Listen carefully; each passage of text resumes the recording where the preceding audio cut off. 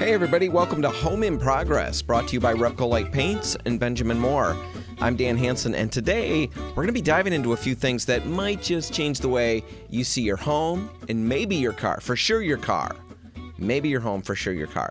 First up, we're tackling color psychology, but not the fluffy, Pinterest-style version. We're going into the real science behind why certain colors make you feel calm, focused, or energized. Spoiler alert, it's not just about preference. It's about how your brain and your body physically respond to different wavelengths of light. So we'll get to that. We'll also be digging into the power of your environment. We'll look at a fascinating study from Philadelphia that shows how mowing the grass and planting trees led to a drop in gun violence. And we'll talk about what that tells us about the spaces that we live in and how we can design them to a little better support our mental health. And coming up in a little bit, I've got a quick summer reminder. There are some things that you should never, ever, ever leave in a hot car. I've got the full list and a couple that you might not expect. I'll get to that in a minute. But right now, I want to start with something silly. It's really not all that important. There's not a whole lot of weight behind this. It's just something I want to get off my chest. Here's the deal. When I do anything, I've got this visual, all right, of what I think I look like. I don't know how everybody's brain works, but mine works like a movie. I'm always picturing scenes rather than thinking through words or thoughts even. My thoughts are movie scenes. It's very, very visual. That's how it is. Maybe that's how everybody is. I don't know. But I've got this visual. And when I do things, I have this picture of what I think I look like. And then every once in a while, I gain some insight into what I really look like. And I'm stunned that that is me. For example, a case in point, the other day I'm driving around. And let me tell you, in my mind, I'm Mr. Cool. Mr. Cool indeed. I'm an action star. I'm like Tom Cruise. That's how cool I am. That's what I picture anyway. I've got a mental image of me driving with my arm hanging out the window. My little elbow is resting on the open window. You know what I'm talking about. My sunglasses are propped on my face, giving me this ultra cool edge. My hair is just flowing serenely behind, my luscious locks are flowing in the breeze. In my mind's eye, my back is utterly straight. My face, it's like chiseled stone. My jaw is set in this, no-nonsense pose, and I've got one hand firmly gripping the wheel. I mean, I'm cool in my mind. That's how I picture it. Well, the other day, I pulled alongside a vehicle, and I happened to look over, and there, reflected in the tinted windows, was me. And oh my goodness, what an absolute loser. Loser, capital L loser. I just told you what I envision that I'm doing when I'm driving. Here's what's really going on. First off, I'm slumped nearly in half, literally slumped in half. I'm leaning forward so much. I'm almost like a capital letter C. I'm a letter person. I'm Mr. C. That's what it boils down to. I said earlier I'm Mr. Cool. I'm not. I'm maybe close to that. I'm Mr. C because I'm curled over like a capital letter C. It was horrifying to see. I couldn't believe that was me. But that was just the beginning of what unfolded and what I realized. That one arm resting on the window ledge thing that I talked about, that's how I picture myself driving. I don't even know what I'm thinking about, right? I drive a huge Chevy Silverado. My elbow can't reach that ledge without being angled upward at like a 45-degree angle. And you can't drive like that because that's not comfortable even remotely. All right, so that's not happening. I'm just slumped forward, one hand on the wheel. Absolutely 100% not the case. I mean, I don't even know why I'm picturing this because I'm sitting there hunched over like the letter C, and I've got my hands at 10 and 2 for supreme safety and control. That's how I drive. On top of that, because I'm short and hunched over, I'm staring through the steering wheel to see, out the windshield. And even then, I'm kind of looking up into the sky. Where's the road? Who knows? Who knows? I'm hoping that there's tall vehicles so I can base where I'm at on, their location. Strong jawline set in a no-nonsense pose. What an absolute idiot for thinking that. No, I looked at my face in that reflection, and this was the worst part of all of it. This was the most horrifying of all of it. The curved, leaning over like the letter C was bad. But my face in that reflection was so bad. I don't even know what I'm doing. I don't know how to describe it to you. But my resting driving face has my lower jaw, sliding way back, way back. It's so much so that it appears like it's disappearing into my neck. A profile of my face, maybe this will help explain it. If you would look at a profile of my driving face, it would look like I don't have a lower jaw. That my face just goes from my nose to my upper lip and then whoop, gone. Goes to nothing. Just meets my neck somewhere. I am the furthest thing from an action hero when I'm driving. I got no idea how my self-perception could be that profoundly off. And I really wish that all of this was just a big joke, that I was making it up. But I'm not. It's the truth. It's the literal truth. And now that I've seen it, it's all I can think about. And so I'm cluing into my posture as I'm driving. And sure enough, there's the big hunch. There's the letter C again. There's the lower jaw thing that I'm doing. I'm picking up on all these things now, and I fix them, and straighten myself up and pull my lower jaw out of my neck and my throat and, look like I've got a normal profile. But then 10 minutes later, there I am again, letter C and, huge overbite. Anyway, I was so stunned about that revelation, about how I look when I drive, that I just had to share the whole thing. It was that or weep. So I decided to laugh and share and then weep later. Now, speaking about cars, let's move on to real important things. I want to take a break, and when we come back, we're going to talk about some things that you should never, ever, ever leave in a hot car. That's all coming up after this. You're listening to Home in Progress. Real projects, real life, and a little bit of paint on your hands, in your eyes, in your hair, on your shirt, everywhere. Home in Progress is sponsored by Repco Light Paints and Benjamin Moore, offering expert advice, premium paint, and all the tools you need to keep your home moving forward. All right, let's talk about cars in the heat. Not cars in heat, because, I don't know, that'd be a crazy Disney movie, an adult Disney movie. Let's talk about cars in the heat. I'm really sorry. That's just ridiculous. We'll see if that stays in and makes the final cut. Cars in the heat. How many of you remember vinyl seats, right? In cars, vinyl seats. How many of you remember wearing short shorts? Who wears short shorts? Dan wears short shorts. Who remembers wearing short shorts and having a car with vinyl seats in the summer? Oh my goodness. Mom had a car just like that, and I remember plopping down on the seat many a summer day. And almost, when I did, having an out-of-body experience as I shot up and tried to somehow hover over that, fiery vinyl. But I never could hover long enough, and I always plopped back down, and then I shot back up again. That vinyl was so hot. And like I said, I had those 80s shorts on, those short shorts. Wow, what an experience. I probably have scars down there from that. I'm not going to go check. And I'm not going to report back even if I do decide to go check, which I might. Because once I start thinking about something, it's hard for me to let it go. Anyway, moving on. I'm sure that you've all got similar stories about how hot cars can get in the summer. I remember a story. It's not mine. In fact, I'm sure you've heard of it. I think it's an urban myth. I don't think it's actually a true story, but it's still pretty great. It's a story about an elderly lady, right? She's at the grocery store getting her groceries together. It's a hot, hot, hot day. And she gets her stuff, pays for it, walks out to the car, and just walking to the car is just taking it out of her in the heat. And she gets there, puts the groceries in the back seat, slides behind the steering wheel, and just decides, I'm going to rest for just a few minutes here. She rolls the window down and just kind of closes her eyes just to rest and recuperate a little bit before the drive home. Well, anyway, as she's sitting there, she hears what she sure is a gunshot and then feels something hit the back of her head. Well, freaked out, naturally she reaches back and then feels all kinds of goo. It's got to be brains, right? It's got to be brains leaking out. That's the conclusion she instantly jumps to. And so she slumps forward and she kind of leans out the open window, quietly calling for help. Help, help, help. Because if she says anything too loudly, who knows what's going to happen with her wound. The brains are in there right now. She's alive. She's cognizant. But if she starts hollering and moving around, who knows what's going to happen? That's what she's thinking.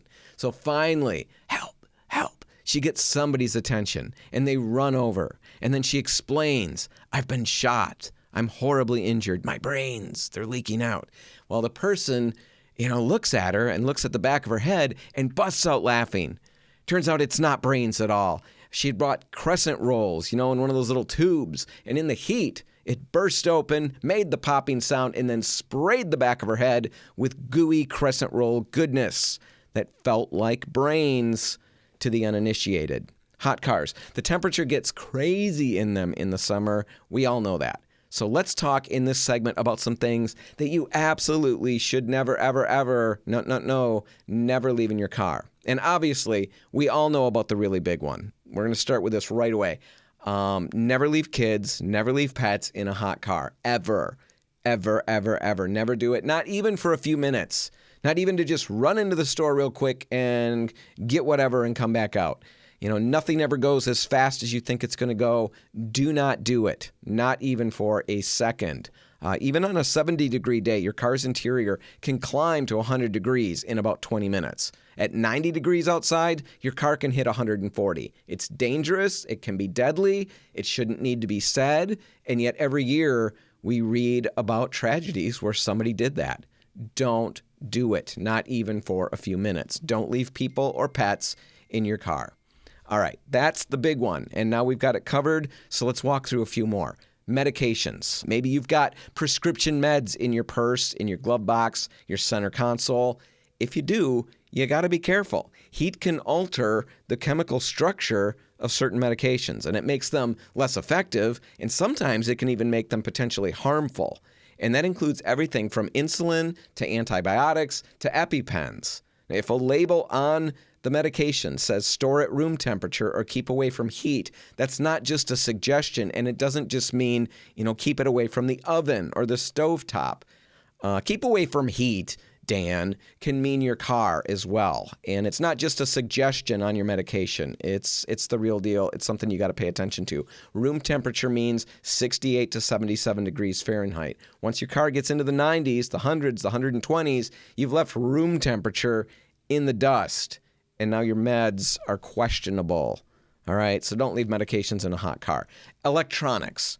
All right, this is a no-brainer, but we've all done this at times. We've left a phone or a laptop sitting on the front seat, the dashboard, or even buried under a jacket in the back.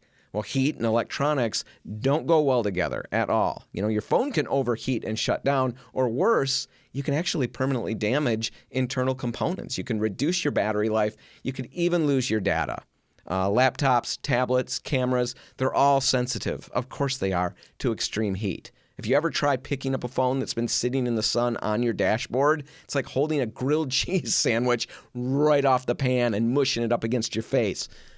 Don't put your phone through that. It's not made for those kinds of temperatures. And I know that we know that. It's all something that we're well aware of, and yet we do it. We toss it on the dashboard out of habit, and we leave it there, or whatever we do.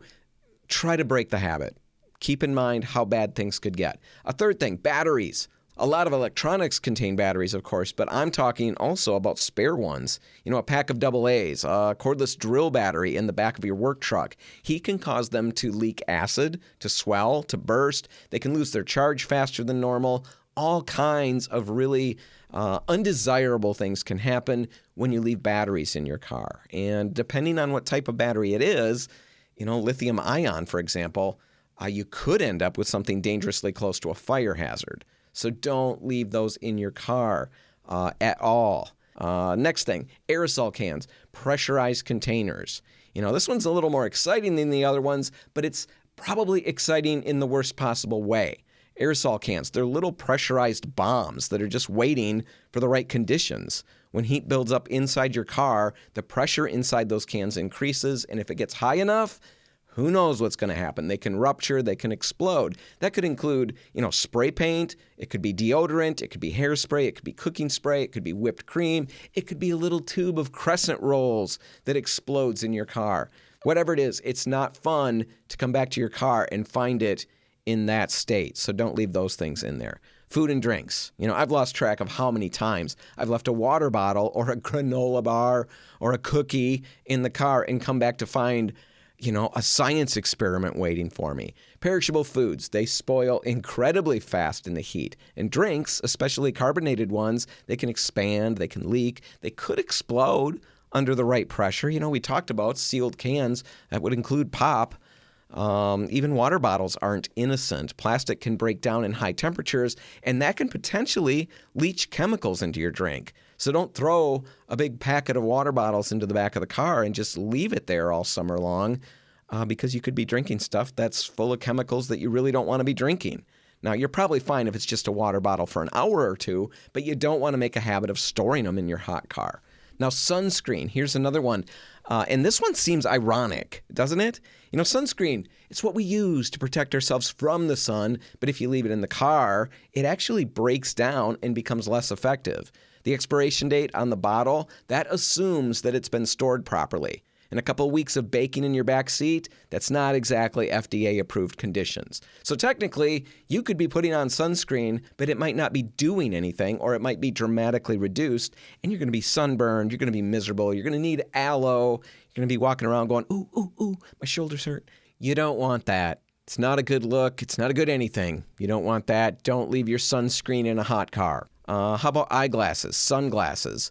I leave them in the car all the time, and normally they're like crazy hot, and they burn the bridge of my nose, and that's pretty severe. But even more important, more concerning, is that the plastic frames can warp, the lens coatings can bubble or peel, and like I said, they can be utterly miserable to throw onto your face when you climb back into the car. Lighters, this one's simple. It's kind of a no-brainer. It's common sense, but it is dangerous. The liquid fuel, of course, the liquid fuel inside the lighters can expand in heat. Potentially it can leak. Potentially it could explode. Who knows? It's a little thing, but in the wrong conditions, it could become a serious hazard. Musical instruments. I don't know how often you're traveling with big old musical instruments in your car, but guitars, violins, brass instruments, whatever it is, high heat is brutal with these things. Wood can warp, varnish can bubble, glue joints can come undone. Even metal instruments can be affected by expansion and heat stress. And the last thing you need is to really heat up that trombone and then wrap your lips around that thing to blast out a tune or two at some park event as everybody's showing up for music in the park. You don't need blistered lips. You don't need to be that person. Don't leave those instruments in the car. All right, random surprises. Let's get to the last bit of things that I've got, the unexpected stuff, the everyday items that you really don't even think about sometimes. Crayons. Kids are traveling with crayons. They've got crayons in the car. Don't leave crayons in the car. Melted puddles in the back seat. That's what those are. Those crayons, those are melted puddles. Remember that. Markers and pens, they can leak. They can dry out. The drying out, who cares, at that point. But the leaking, that can be a huge mess. You don't want that. Plants, of course, the heat stress. It's all heat stress and dehydration. That's what's in the future for your plant if you leave that in a car.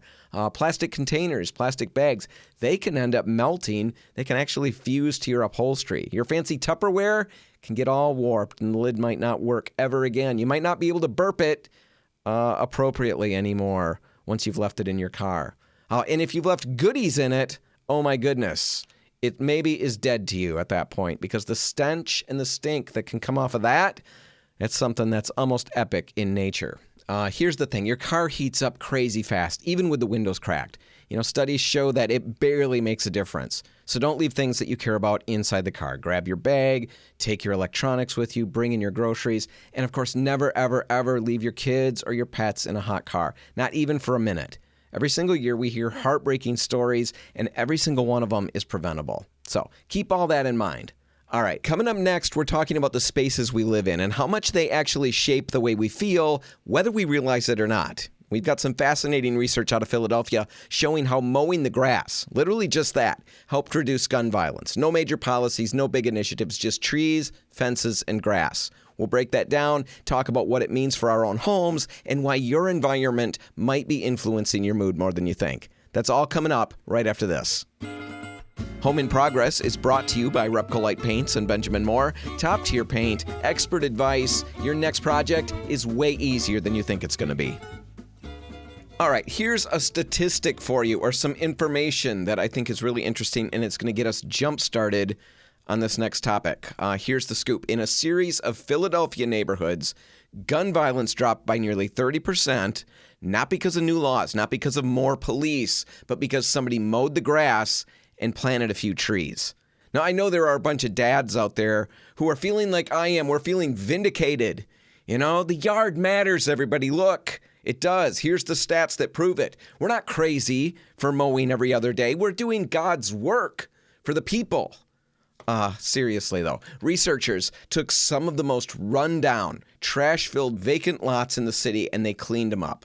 Grass, trees, a little bit of fencing. And what happened on those blocks? Fewer shootings, less vandalism, a significant drop in burglary. People said they felt safer, happier, less anxious. What I want to talk about in this segment is why that works. Why physical spaces affect us as much as they do. Why your environment, whether it's a city lot or your living room or your bedroom or wherever, why your environment has the power to directly shape your stress levels, your mood, and even how much control you feel over your whole life. This isn't about decorating trends, really. It's way bigger than that. It's about using the spaces that we live in to support our mental health and well-being. Nothing but the best for everybody who's listening to Home in Progress by Repcolite. So here's the scoop. Here's what actually went down in Philadelphia. Researchers randomly selected hundreds of neglected lots across the city. Now, some got the green up treatment, trash removed, grass planted, trees added, fences installed. The others were left completely alone. No new programs. There was no extra security. It was just a visual and environmental change. And the results, gun violence down nearly 30%. Burglaries fell by more than 20%. Illegal dumping and vandalism dropped by 30%. But maybe more importantly, people living nearby reported feeling less hopeless, less anxious, more connected to their neighborhoods.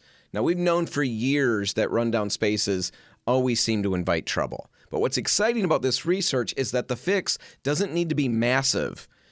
Just greening a space up, cleaning it up, changes how people feel in that environment. And here's where it gets personal, where it hits close to home. If planting grass and trees can lower crime, what in the world is going to happen if you tidy up your kitchen? What is that going to do for the stress levels in your home? What could a coat of paint do for your sense of calm?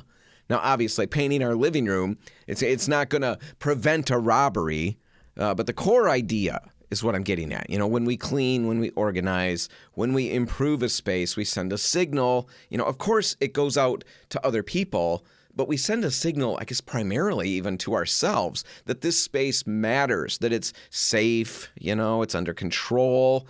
For me, that's the bigger thing.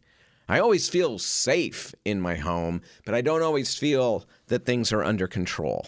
And when you do feel that things are under control and you feel safe and you feel like you've got a handle on what's going on in that area, in your home, in your space, it's a really powerful thing because get this, studies show that Americans spend 90% of their time indoors. That means for most of us, the spaces that affect our mental health the most, they're not city parks, they're not city streets, they're not our front yard or our backyard or whatever. They're our kitchens, our bedrooms, hallways, the basements. Oh my goodness, the basement. If the basement has anything to say about my mental health, you better lock me up now.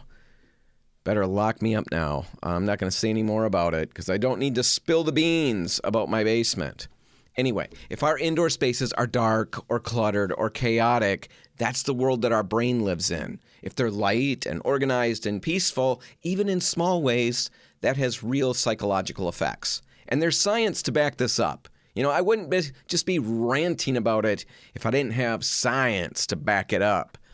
For starters, clutter increases cortisol, which is your body's main stress hormone. In one study, researchers found that women who described their home as cluttered or unfinished had consistently higher cortisol levels throughout the day compared to those who described their homes as restful or restorative. So if your home feels cluttered, unfinished, a work in progress, if your home is a home in progress, oh my goodness, buckle up. Your whole family's in for a crazy ride. I'm not saying you got to get your home finished because I know that's not going to happen. But if you can bring these rooms under control, there's going to be a feeling of restfulness, of restorativeness.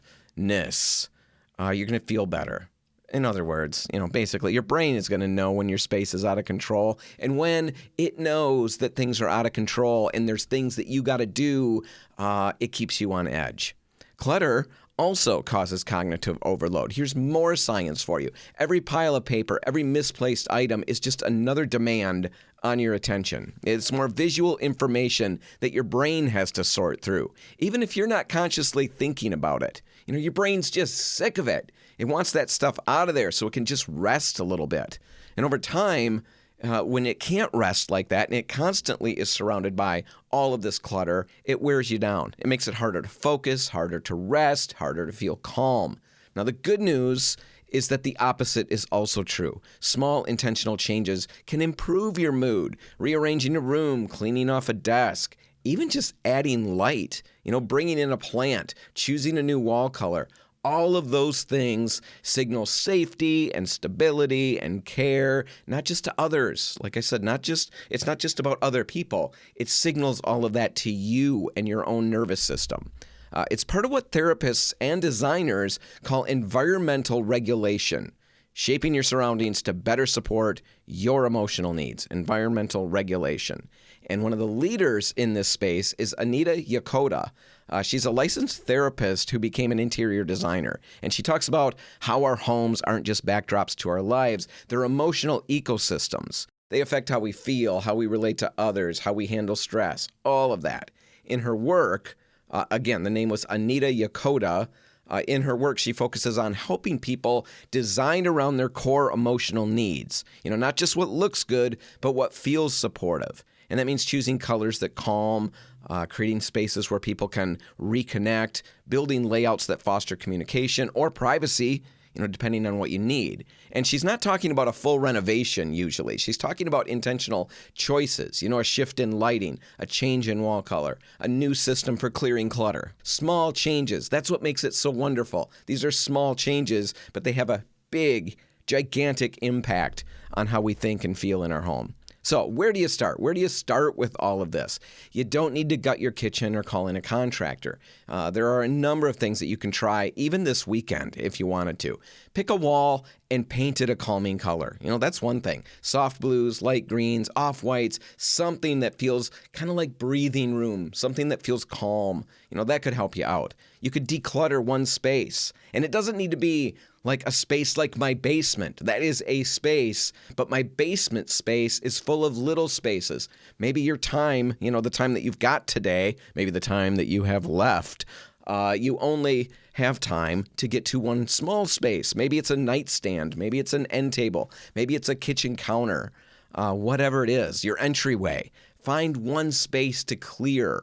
And just find out what that does to your day and your mood when you've got that one space cleared off. Even if all you declutter is your to-do list, because some of it isn't just the space that we live in, the clutter of that space that can drive us nuts and really play on our psyche.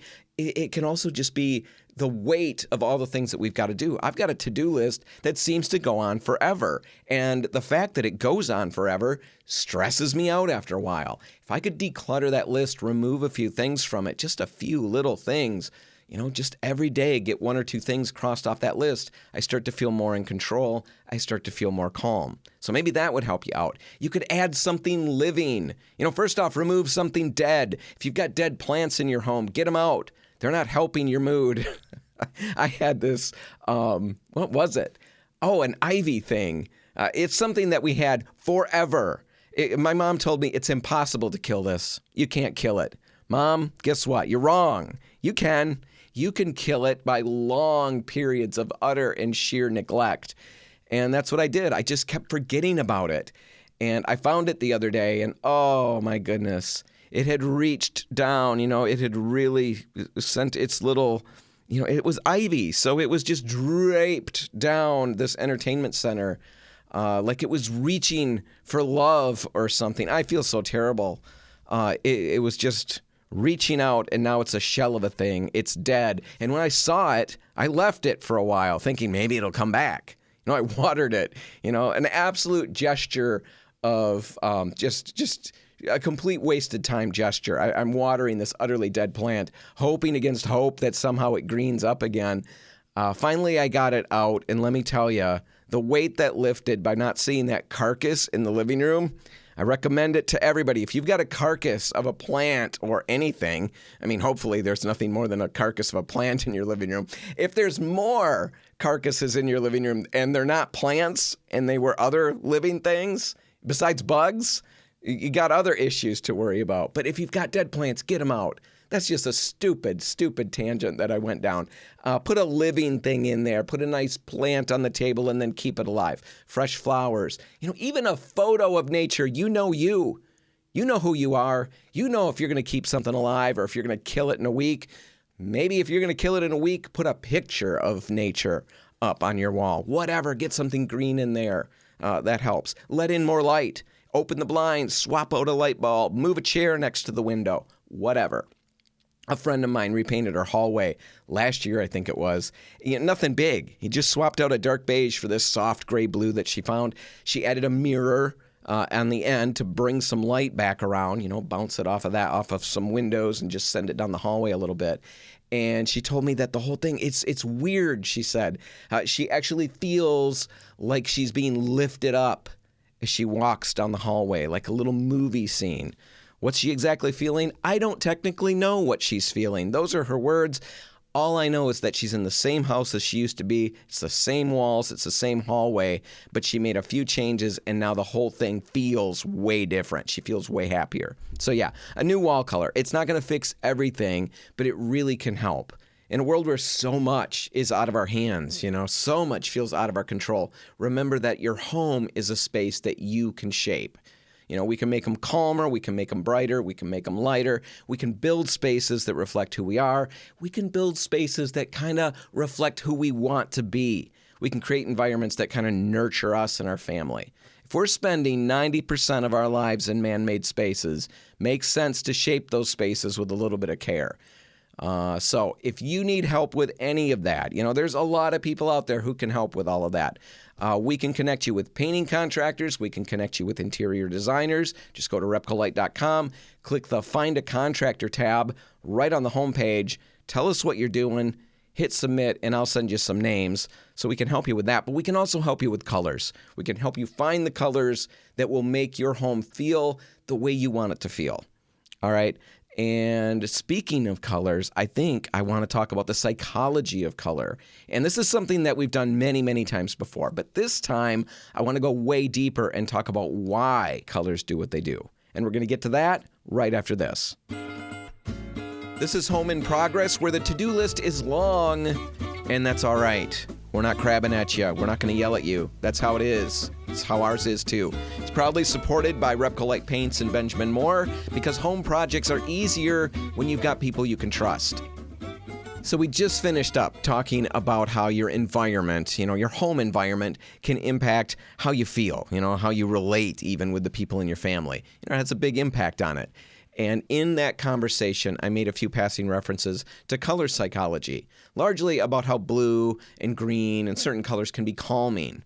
And that's what I want to dig into a little bit next, because if you've ever read anything about color psychology, you've probably come across the usual lists. And, we've already talked about them on the show ad nauseum. And to be honest, this is one of my least favorite topics, and I'm obligated to talk about it because I work at Repcolite and we deal with paint and we deal with paint colors, and so I've got to talk about color psychology, but I don't like it, and I don't like it because it's so touchy-feely.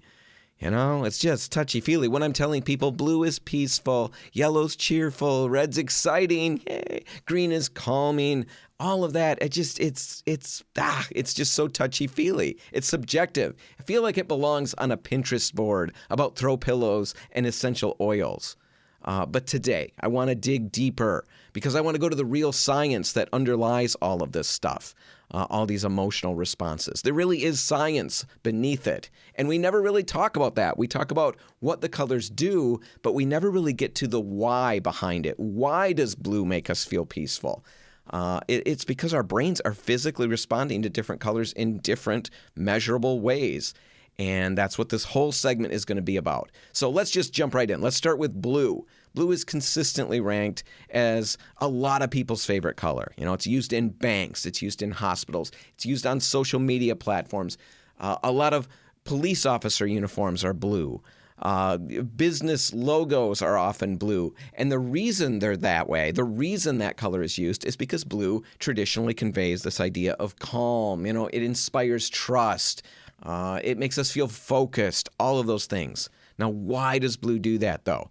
Well, it all comes down to light wavelength. Now, there's two main reasons with blue. We're going to talk about both of them. But one of them is light wavelength. Blue light has shorter, lower energy wavelengths that hit the eye gently. And that gentleness, that sweet touch on our eye, that just completely made it touchy-feely and silly. That gentleness leads to a biological response. Our brain slows down. It increases alpha brain waves. That doesn't mean the brain waves of the leader, the alpha brain waves. The alpha brain waves are associated with a relaxed and focused state. And all of that happens physiologically when we encounter blue. But it's not just the mechanics of light. For thousands of years, blue skies and blue water meant something really important to people. It meant safety. If the sky is clear, then the weather's going to be good. You're not worried about big storms. If there's clean water, then your tribe's probably going to survive. All of that has been a part of the human experience for thousands of years. And over time, our brains have associated blue with stability and with peace. And that's why blue walls tend to feel calmer. That's why blue bedrooms tend to help people sleep better. It's not just taste that we really do like blue better. It's biology at work. Now let's flip the switch. Red is on the opposite end of the light spectrum. It has the longest wavelengths, and it's the most stimulating color to the human eye. Literally, your heart rate increases when you're exposed to red. Whether you feel it or not, your heart rate increases. Your blood pressure goes up. Your brain releases adrenaline. Again, from thousands of years of human experience, from that standpoint, red meant something urgent. It still does. Red means blood, fire, danger. It can mean food. It definitely, when you saw red, it triggered a decision, a response. Am I going to fight or flight? Am I going to go forward? Am I going to run away? Am I going to look for a Band-Aid? Or am I going to just lay down and just bleed out? Take the sweet embrace of death. Who knows? Either way, red provoked some kind of response. And today, red still carries that same charge. Think of red lights, stop signs, sale tags, even fast food branding. They're all designed to grab your attention right now. And that's why red can feel really intense or even stressful in a home. It demands your energy. It raises the stakes. So that's red. Yellow. Yellow is bright, it's cheerful, it's like painting your walls with the rays of the sun. But here's the catch, it's also very stimulating to the human eye. It's very easy to overdo yellow. A little bit of yellow, especially in kitchens or bathrooms or accent pieces, can lift your mood. It's associated, like I said, with sunlight, warmth, fruit, vitality. It's a healthy, life-giving space. Yellow's like a big, warm, sunny day. You can't think of it any better than that. But because it hits your visual system so hard, too much yellow can actually lead to irritability and anxiety. It overstimulates the emotional centers of your brain. Too much yellow can overstimulate the emotional centers of your brain. In fact, studies have found that babies cry more in yellow rooms, and adults get more agitated in bright yellow offices. Guess who just painted his living room bright yellow? Guess who's feeling overstimulated almost all the time now? Yeah, you got it. And guess who probably doesn't need to be overstimulated? I'm already stimulated enough. I live on the edge, and now I just pushed myself over it. Am I going to keep my yellow? Who knows? You'll find out as time goes by. Just keep listening to the show. Anyway, yellow. Use it like hot sauce. A little bit goes a long way. That's a good way to think of it. What about green? Green might be the sweet spot. Right? It falls right in the center of the visible light spectrum, which means it's easy for our eyes to process. There's no straining, no squinting. It's visually restful. And from a biological standpoint, green has been shown to reduce cortisol, the stress hormone. It activates the parasympathetic nervous system, the one responsible for slowing things down, for digesting food, for calming us after a long day. And traditionally, for the human experience, green means life, foliage, food, shade, shelter, all of those things. Green represents stability and abundance, and that's why it's used so often in schools and hospitals, nurseries, things like that. It just tells you everything is okay. Thankfully, my dining room and kitchen are green. So I go from the overstimulated yellow, and whenever I go to get a snack out of the fridge or whatever, I walk through the green and I feel so calm, so rewarded, and then I go back to the yellow and the anxiety amps up again. Purple is another one. It's very interesting. It's not common in nature. We don't see it in large quantities in nature anyway. And that rarity gives it a lot of power. Purple's got a lot of power. It's made by combining red and blue. So in your brain, it's kind of firing off two different signals at once. Red's intensity and blue's calm. And that tension is kind of what makes purple feel creative and imaginative and even a little bit mysterious. If you want to add a touchy-feely word to this, mysterious probably sums up purple a little bit. It's also historically associated with royalty, with spirituality, and that's partly because purple dyes, used to be incredibly rare and very expensive. So purple carries the weight of elevation, reflection, creative thinking, all of those things. It's perfect for an art space or a bedroom, maybe not so perfect for a high-stress office. All right, let's wrap up with the neutrals. Black absorbs all light. It kind of gives a sense of depth, control, and authority, but too much can feel heavy or isolating. White, it reflects everything, creating a feeling of cleanliness and clarity, but it also can feel, sterile or cold if it's overdone. Brown, the ultimate earth tone, signals comfort, warmth, practicality, all of that. It's the color of tree trunks and soil. It's the color of home. It's the color of my home. It really is. Go drive past my home. It's brown. That's what it is. I'm not just making some kind of gross joke. It's brown. It's not flashy, but brown is stable. It's grounding.